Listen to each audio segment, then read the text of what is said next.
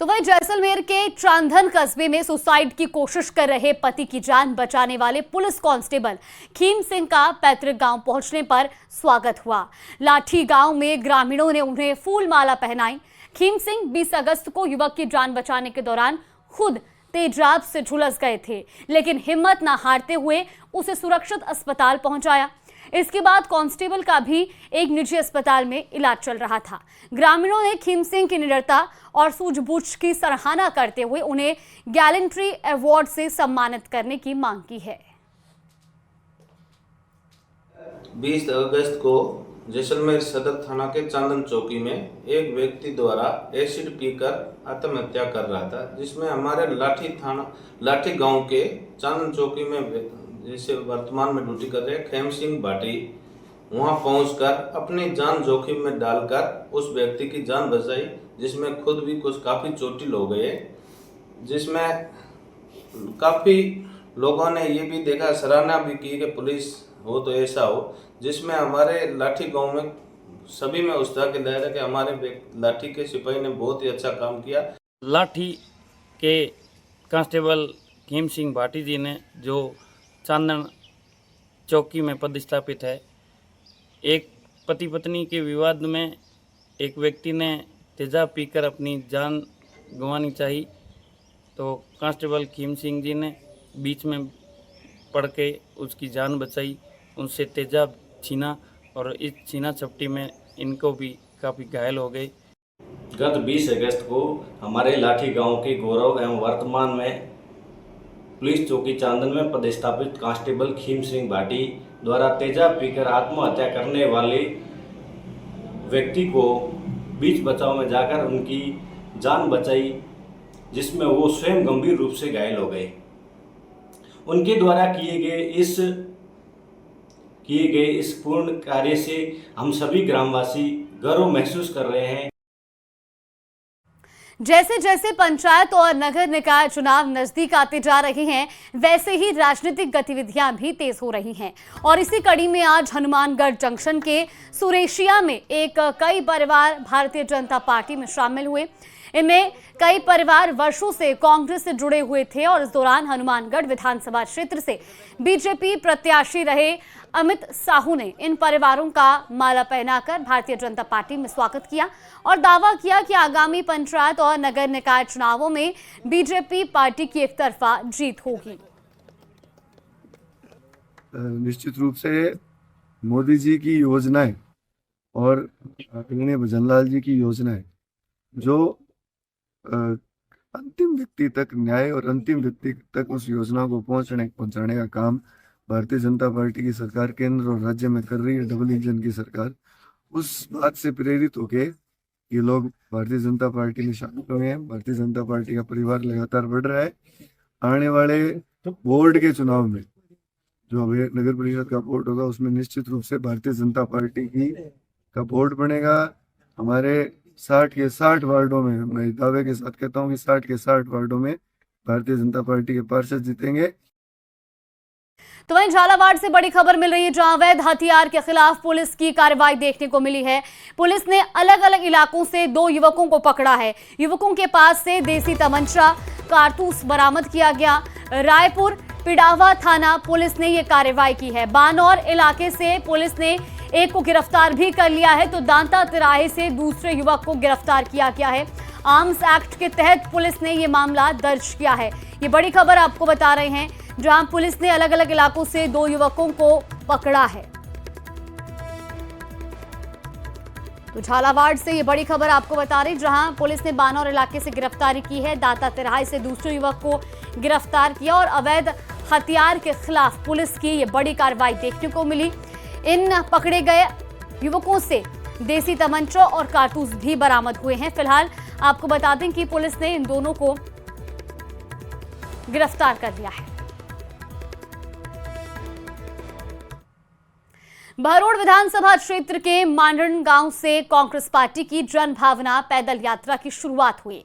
यात्रा के दौरान कार्यकर्ताओं ने नारेबाजी करते हुए बहरोड में जिला मुख्यालय की मांग की और साथ ही बिजली पानी की समस्या, बेरोजगारी और किसानों का मुद्दा उठाया। कांग्रेस कार्यकर्ताओं का आरोप है कि स्थानीय विकास कार्यों की अनदेखी हो रही है। ये पैदल यात्रा बहरोड क्षेत्र के सैकड़ों गांव से होकर गुजरेगी। कांग्रेस नेताओं ने यात्रा के समापन अवसर पर 25 अगस्त को बहरोड उपखंड कार्यालय का घेराव करने की घोषणा भी की है।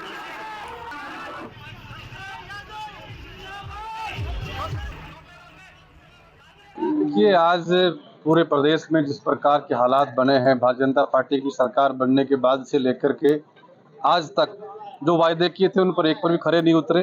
हमारी पार्टी की सरकार थी जब ऐतिहासिक काम किए गए थे, और जैसे ही भारतीय जनता पार्टी की राज बना है, ये लोग आम जनता का जो आवाज़ को बंद करना चाहते हैं, आम जनता की जो आवाज़ है उसको बुलंद जो लोग करना चाहते हैं उनको दबाना चाहते हैं, इसलिए उसी के खिलाफ ये यात्रा आज शुरू करेगी। तो वहीं बाड़मेर से बड़ी खबर मिल रही है। उधारी नहीं देने पर विवाद बढ़ा। गुस्साए बदमाशों ने दुकान को आग के हवाले कर दिया। पुरानी उधारी नहीं चुकाई, फिर भी दुकान पर सामान लेने के लिए ये शरारती तत्व पहुंचे और दुकानदार ने जब उधार देने से इनकार किया तो इन्होंने किराने की दुकान में देर रात आग लगाई। 4 से 5 बदमाशों ने ये आगजनी की वारदात को अंजाम दिया है। बाड़मेर शहर के गेहूं रोड की घटना बताई जा रही है। सूचना के बाद ग्रामीण थाना पुलिस मौके पर पहुंची और फिलहाल ये तस्वीरें भी आपको दिखा रहे, जहां आगजनी में दुकान का सामान जलकर राख हुआ है। कई सामान जो है वो इस आग की चपेट में आया और जलकर राख हो गया। फिलहाल आपको बता दें कि उधारी नहीं देने पर दरअसल ये पूरा विवाद शुरू हुआ। ये 4 से 5 बदमाश जिन्होंने पहले भी उधारी के पैसे नहीं दिए थे और उसके बाद दोबारा उधार मना करने पर ये आगजनी की वारदात को अंजाम दिया गया।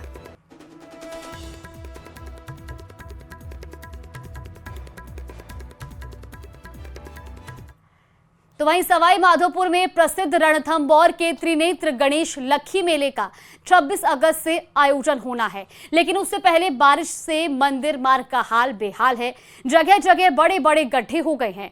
कई जगहों पर तो पहाड़ों के पत्थर खिसक कर आ गए हैं, जिसके चलते मंदिर मार्ग बुरी तरह से क्षतिग्रस्त हो गया है। मौके के हालातों का जायजा लेने के लिए कलेक्टर, विधायक और प्रशासन का अमला पहुंचा, जिसके बाद प्रभावित रास्ते को दुरुस्त करने के लिए निर्देश दिए गए। वन विभाग के अधिकारियों को निर्देशित करते हुए खंडार विधायक जितेंद्र गोठवाल ने कहा कि 3 दिन तक रणथंभौर में लक्खी मेले के दौरान लाखों की तादाद में श्रद्धालु आने वाले हैं।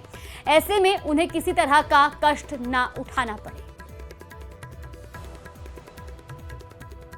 देखिए, मुख्यमंत्री जी के निर्देश पर कलेक्टर साहब और सारे डिपार्टमेंट्स के, फॉरेस्ट के सभी अधिकारी, पीडब्ल्यूडी के, हमारा प्रयास ये है लक्खी मेला भरे। हमारा प्रयास ये है श्रद्धालु दर्शन करें। हमारा प्रयास ये है कि कोई भी मिसहैपनिंग ना हो, उसके लिए हम लोग आए हैं। जल्द ही रास्ता चालू करा के और गणेश जी के दर्शन प्रारंभ करने की कोशिश करेंगे। अभी गत 2 दिनों से जिस तरीके से भारी वर्षा हुई है, उसकी वजह से गणेश धाम से जो जोगी महल का मार्ग है उसमें बीच में जगह जगह क्षतिग्रस्त हो गया है। और आज मैंने पूरी प्रशासनिक टीम के साथ अर्ली मॉर्निंग में विजिट किया है, तो कई जगह डैमेजेज है, रास्ते खुद गए हैं। इसके अलावा पानी भी बह रहा है, तो पीडब्ल्यूडी जल्दी उस रास्ते को रेस्टोर करने के लिए काम कर रही है। तो वहीं डूंगरपुर शहर में आगामी गणेश उत्सव को लेकर नगर परिषद ने भी तैयारियां शुरू कर दी हैं। शहर के पंजीकृत गणपति पंडाल में मिट्टी के गणपति स्थापना करने पर प्रसाद फूलमाला की व्यवस्था नगर परिषद की ओर से रहेगी। शहर के सभी गणपति मंडल के सदस्यों के साथ शनिवार को बैठक भी आयोजित की गई। सभापति अमृत कालासुआ ने कहा कि गैपसागर झील में किसी भी प्रकार की मूर्ति, हार, पूजन सामग्री या विसर्जन नहीं किया जाएगा। इसके लिए शहर के नजदीक 2 नदी पर विसर्जन की व्यवस्था रहेगी। उन्होंने कहा कि सभी गणेश पंडालों में एक दिन और पार्षद आरती में शामिल होंगे।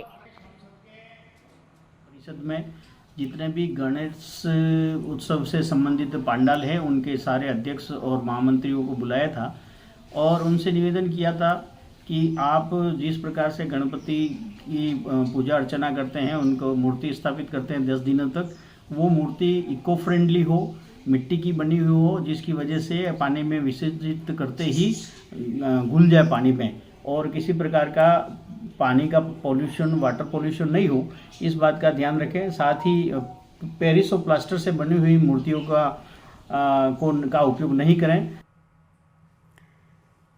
और चलिए इस बीच रुख करेंगे बड़ी खबर का। पेट्रोलियम मंत्री हरदीप सिंह पुरी राजस्थान दौरे पर हैं और इस दौरान मुख्यमंत्री भजनलाल शर्मा ने हरदीप पुरी से शिष्टाचार मुलाकात की। ये तस्वीरें भी आपको दिखा रहे हैं, जिसके बाद मुख्यमंत्री ने ट्वीट कर इसकी जानकारी दी। आपको बता दें कि इस समय मुख्यमंत्री और केंद्रीय मंत्री हरदीप सिंह पुरी पचपदरा में है, जहां वो पचपदरा रिफाइनरी का निरीक्षण कर रहे हैं। उनके साथ प्रभारी मंत्री जोराराम कुमावत, राज्य मंत्री के बिश्नोई, कर्नल मानवेंद्र सिंह, कैलाश चौधरी समेत कई नेता मौजूद हैं। ये तस्वीरें भी आपको दिखा रहे हैं। तो आज केंद्रीय मंत्री हरदीप सिंह पुरी दरअसल राजस्थान दौरे पर पहुंचे। उनके साथ मुख्यमंत्री भजनलाल शर्मा भी मौजूद हैं। आज केंद्रीय मंत्री दरअसल पचपदरा रिफाइनरी प्रोजेक्ट का निरीक्षण करने के लिए आए हैं और इस बीच वो पचपदरा में फिलहाल मौजूद हैं। उनके साथ ही आपको बता दें कि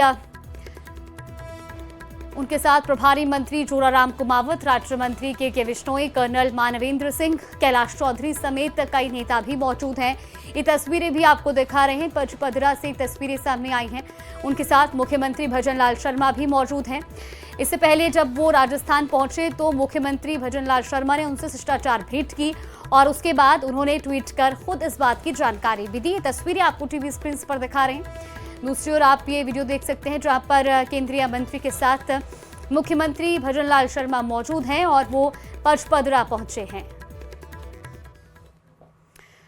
तो वहीं बड़ी खबर मिल रही है, जहां बूंदी से बड़ी खबर आपको बता दें, हाई टेंशन विद्युत लाइन का टावर गिरा है। पहाड़ी पर यह हाई टेंशन विद्युत लाइन का टावर लगा था। हालांकि गनीमत ये रही कि कोई बड़ा हादसा नहीं हुआ है। विभाग के अधिकारियों को इससे अवगत करवाया गया था। विद्युत अधिकारियों ने समय रहते इस मामले का संज्ञान नहीं लिया। लाखेरी क्षेत्र के देवनारायण मंदिर के पीछे का यह पूरा मामला है। तस्वीरें आपको दिखा रहे हैं टीवी स्क्रीन पर बूंदी की, जहां विद्युत अधिकारियों की लापरवाही यहां पर देखने को मिली, क्योंकि पहले इस मामले से उन्हें अवगत कराया जा चुका था, लेकिन बावजूद इस पर संज्ञान नहीं लिया गया।